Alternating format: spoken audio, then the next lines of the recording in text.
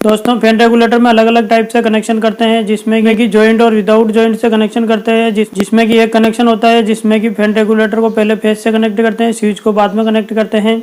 और एक कनेक्शन होता है जिसमें स्विच को पहले फेस से कनेक्ट करते हैं, उसके बाद में फैन रेगुलेटर को कनेक्ट करते हैं। तो फैन रेगुलेटर में दो टाइप से कनेक्शन करते हैं, तो इनमें कौन सा कनेक्शन सही है और कौन सा कनेक्शन गलत है, इनके बारे में जानने वाले हैं। और यदि इनमें गलत कनेक्शन है तो वो कितना गलत है और कितना सही है, इन सभी के बारे में जानने वाले हैं। तो वीडियो को लास्ट तक जरूर देखना। तो चलिए स्टार्ट करते हैं। तो दोस्तों सीलिंग फैन में दो टाइप से कनेक्शन करते हैं, तो हम इसमें दोनों टाइप के कनेक्शन करने वाले हैं।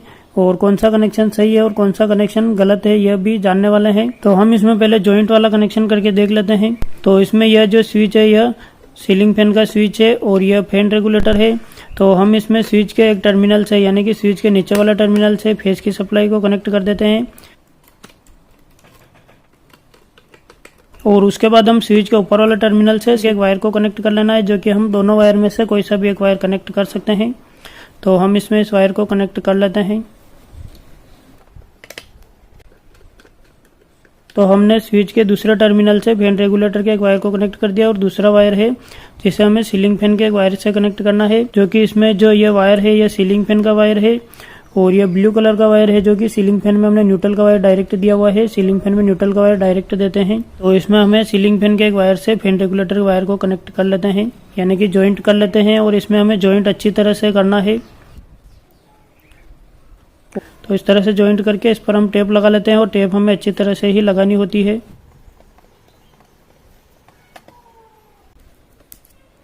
तो इसमें इस तरह से हमें अच्छी तरह से टेप लगा लेनी है, जो कि टेप इसमें कभी भी नहीं खुलती है।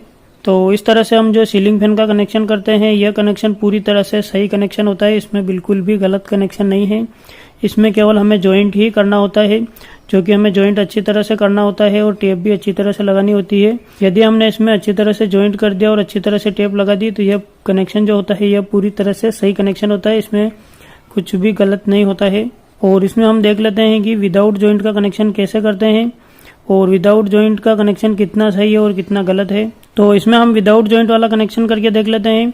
विदाउट जॉइंट वाला सीलिंग फैन का कनेक्शन ऐसे स्विच बोर्ड में होता है जिसमें एक से अधिक स्विच लगे हो, यानी कि जिस स्विच बोर्ड में एक फैन रेगुलेटर और एक स्विच लगा हुआ होता है उस स्विच बोर्ड में हम विदाउट जॉइंट वाला कनेक्शन नहीं कर सकते हैं। तो विदाउट जॉइंट वाला कनेक्शन करने के लिए हमें फैन रेगुलेटर के एक वायर को फेस से कनेक्ट करना होगा, जो कि डायरेक्ट फेस के वायर से कनेक्ट करना है, यानी कि इस स्विच के नीचे वाला टर्मिनल से हम कनेक्ट करते हैं जिसमें कि ये फेस का वायर कनेक्ट करना है और उसके साथ हम इसमें फैन रेगुलेटर का एक वायर कनेक्ट करना है।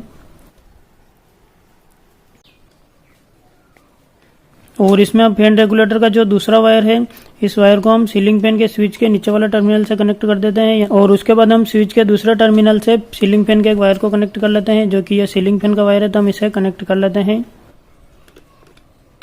तो दोस्तों इस तरह से यह विदाउट जॉइंट का कनेक्शन कंप्लीट हो गया है, जो कि सीलिंग फैन से कनेक्ट कर दिया है, जिसमें कि हमने एक वायर को डायरेक्ट फेस से कनेक्ट किया है, जो कि ये फेस का वायर है। और दूसरे वायर को हमने स्विच के नीचे वाले टर्मिनल से कनेक्ट करना है और स्विच के एक टर्मिनल से सीलिंग फैन के वायर को कनेक्ट करना है और सीलिंग फैन के एक न्यूट्रल वायर को डायरेक्ट कनेक्ट करना है, जो कि मेन सप्लाई के न्यूट्रल से डायरेक्ट कनेक्ट होता है।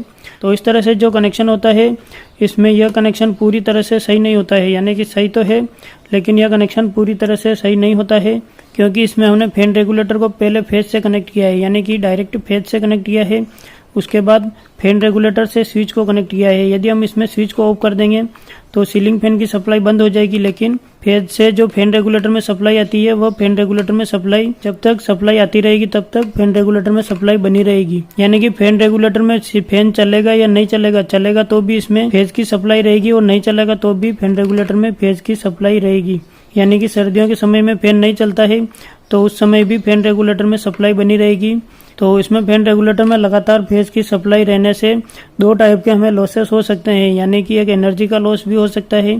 सीलिंग फैन नहीं भी चलेगा तो भी हमें इसमें थोड़ा बहुत एनर्जी का लॉस हो सकता है, यानी कि इसमें कैपेसिटर और रेजिस्टेंस रहते हैं, यानी कि इसमें कैपेसिटर जो होता है वो चार्ज होता है, जो कि डीसी कैपेसिटर होता है, क्योंकि इसमें फैन रेगुलेटर में एक सर्किट बना हुआ होता है जिसमें कि कैपेसिटर रेजिस्टेंस टाइप के कंपोनेंट लगे हुए होते हैं, इसमें कि कैपेसिटर चार्ज होता है, डिस्चार्ज होता है। तो उस तरह से हमें एनर्जी का लॉसेस भी हो सकता है। और फैन रेगुलेटर के सर्किट में लगातार फेज की सप्लाई बनी रहने से हमें फैन रेगुलेटर की लाइफ का भी लॉसेस हो सकता है, यानी कि फैन रेगुलेटर की लाइफ भी कम हो सकती है। तो हमें इस तरह से कनेक्शन नहीं करना चाहिए। इसमें हमें पहले स्विच से कनेक्ट करना चाहिए फेस को, और उसके बाद हमें स्विच से फैन रेगुलेटर को कनेक्ट करना चाहिए और फैन रेगुलेटर से सीलिंग फैन को कनेक्ट करना चाहिए, जिससे कि हम जब तक फैन को चलाएंगे तब तक ही फैन रेगुलेटर में सप्लाई रहेगी, और जब भी हम फैन को बंद करेंगे तो फैन रेगुलेटर में सप्लाई भी बंद हो जाएगी, फेस की सप्लाई, यानी कि जब भी हम स्विच को बंद करेंगे तो फैन रेगुलेटर की सप्लाई भी बंद हो जाएगी और सीलिंग फैन में जाने वाली सप्लाई भी बंद हो जाएगी। तो इसीलिए हमें इस तरह से विदाउट जॉइंट वाला फैन रेगुलेटर का कनेक्शन नहीं करना चाहिए। और आप गूगल पे भी सर्च करके देख सकते हैं fan regulator connection wiring diagram, और यदि आप चाहें तो अपनी सुविधा अनुसार इस तरह का कनेक्शन कर सकते हैं, लेकिन हमें इस तरह का कनेक्शन नहीं करना चाहिए।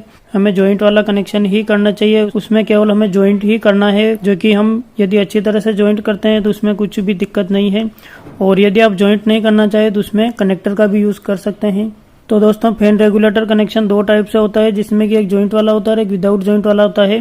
तो इन दोनों कनेक्शन में यही डिफरेंस होता है, इसी तरह का डिफरेंट होता है। तो वीडियो पसंद आया हो तो वीडियो को लाइक जरूर करना और चैनल को सब्सक्राइब जरूर करना। और इलेक्ट्रिकल से संबंधित या टेक्निकल से संबंधित और भी कुछ पूछना हो तो आप मुझे कमेंट करके जरूर पूछ लेना, क्योंकि मैं आपके कमेंट के अनुसार ही वीडियो बनाता हूँ।